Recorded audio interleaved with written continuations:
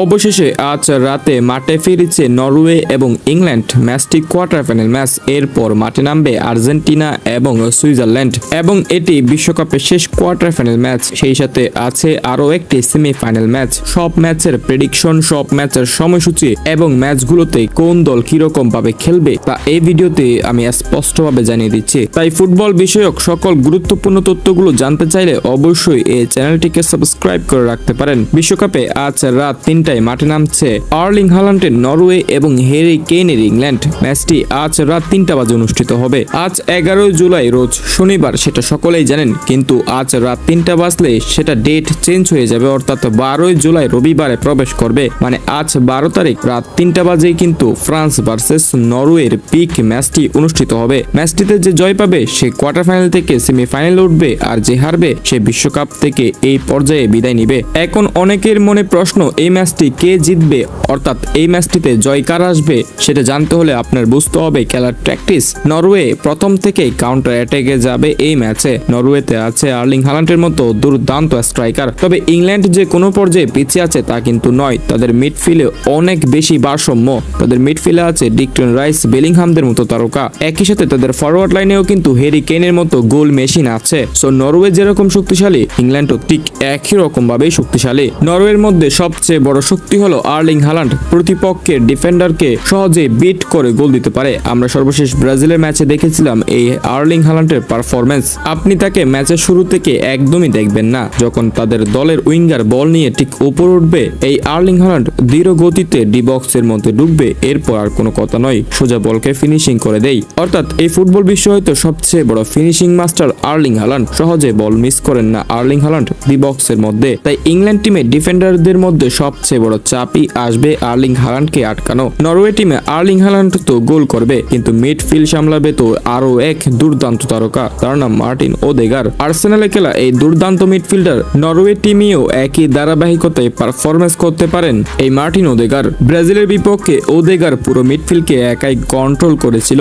তাই ইংল্যান্ডের জন্য দ্বিতীয় চাপ আসবে এই ওদেগার। তবে নরওয়ে টিমে রয়েছে এক ছোট্ট দুর্বলতা, অর্থাৎ নরওয়ে যেহেতু বারবার কাউন্টার অ্যাটাকের দিকে যায়, তাদের ডিফেন্স লাইনটা সবসময় উপরের লাইনে থাকে। আর প্রতিপক্ষ টিমের যদি কোনো এক প্লেয়ার বল পেয়ে যায়, তাহলে নরওয়ের ডিফেন্ডাররা প্রতিপক্ষ টিমকে আটকাতে পারে না। আমরা দেখেছিলাম ব্রাজিলের ম্যাচে সেই দৃশ্যটি। ভিনিসিয়াস জুনিয়র বাড়িয়ে দিয়েছিলেন এন্ড্রিককে বল, আসলে সুযোগটা পেয়েছিল ঠিক এই কারণেই। মানে নরওয়ে বল লুজ করেছিল উপরের লাইনে, আর নিচের লাইনে ডিফেন্ডার ছিল না, সেটাকে কাজে লাগিয়েছিল ভিনিসিয়াস জুনিয়র। তবে এন্ড্রিক ফিনিশিংটা করতে পারেনি সেই সময়। কিন্তু নরওয়ে যদি ইংল্যান্ডের বিপক্ষে ঠিক একই রকম ভুলগুলো করে, তাহলে ইংল্যান্ড সেই ভুলগুলোকে কাজে লাগাবে। তাদের স্ট্রাইক পজিশনে যেহেতু হ্যারি কেইন আছে, এই তারকার তো ফিনিশিং টোটালি মিস হয় না, তখন নরওয়ে জালবারে গুনতে হবে গোল। ইংল্যান্ড এই ম্যাচে নিজেদের কাছে বল দখল রাখার বেশি চেষ্টা করবে। তাদের মিডফিল্ড যেহেতু ব্যালেন্স আছে, তাই নরওয়ে থেকে ইংল্যান্ডের বল দখল ক্ষমতা থাকবে বেশি। এই ম্যাচে ইংল্যান্ড তেমন বেশি তাড়াহুড়া করবে না, শুধু পাসিং গেমই খেলবে এবং সুযোগ খুঁজে নিবে নরওয়ের কাছে। তাই এই দলের প্রেডিকশন হয়তো আপনি দুই দলকেই সমানভাবে রাখবেন, অর্থাৎ ইংল্যান্ড এবং নরওয়ে দুজনে 50-50% জয়ের হার। বাট ইংল্যান্ড যেহেতু অনেক বেশি অভিজ্ঞ এবং তাদের প্লেয়ারগুলো যেহেতু অনেক বেশি এক্সপিরিয়েন্স আছে, তাই হয়তো এই ম্যাচে সর্বশেষ পর্যায়ে গিয়ে ইংল্যান্ড জয় পেতে পারে। তবে এই ম্যাচ নরওয়ে সহজে ছেড়ে দিবে না। ইংল্যান্ড জয় পেতে চাইলে অনেক বেশি কষ্ট করতে হবে এই ম্যাচে।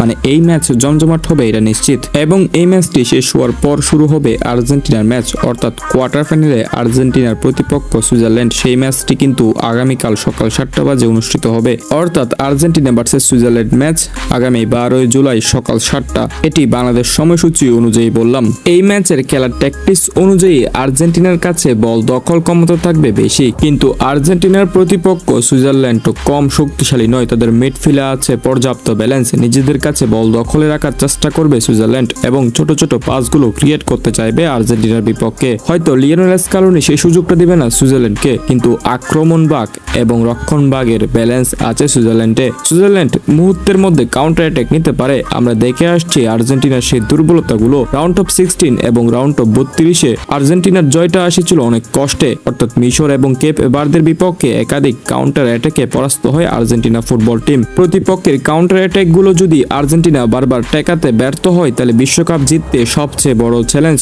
ছুড়ে আসবে মেসির সামনে। আমরা দেখেছি মিশরের বিপক্ষে প্রথম শুরু থেকেই আর্জেন্টিনা কেমন দুর্বলতা অনুভব করেছে। মিশরের কাউন্টার অ্যাটাক গুলো আটকাতে আর্জেন্টিনার মাথার গাম পায়ে পড়েছে এবং প্রথম শুরুতেই আর্জেন্টিনা 2 গোল হজম করেছিল। শেষ পর্যন্ত গিয়ে যদিও বা আর্জেন্টিনা ম্যাচটি জিতেছিল, বাট এই ম্যাচ জয়ে আর্জেন্টিনার যেই পরিমাণ কষ্ট হয়েছে, একই পারফরমেন্স নিয়ে যদি আর্জেন্টিনা আগামী ম্যাচগুলোতে যায় তাহলে আরো বেশি চ্যালেঞ্জ আসবে আর্জেন্টিনার সামনে। So Argentina versus Switzerland match যারা বলছেন সহজ হবে, অবশ্যই ম্যাচটি দেখবেন আগামীকাল সকাল 7টা বাজে। এবং আর্জেন্টিনা এই ম্যাচ জিততে পারলে সেমিফাইনালে উঠবে এবং আর্জেন্টিনার সেমিফাইনালের প্রতিপক্ষ হতে পারে নরওয়ে অথবা ইংল্যান্ড, সেটিও আগামীকালকের মধ্যেই জানা যাবে। অর্থাৎ আর্জেন্টিনার ম্যাচটি হওয়ার আগে কিন্তু নরওয়ে এবং ইংল্যান্ডের ম্যাচটি অনুষ্ঠিত হবে। সেই ম্যাচে যেই দল জিততে পারবে সেই দল উঠবে সেমিফাইনালে, আর এদিকে সুইজারল্যান্ড এবং আর্জেন্টিনার ম্যাচে যেই দল জিতবে সে উঠবে সেমিফাইনালে।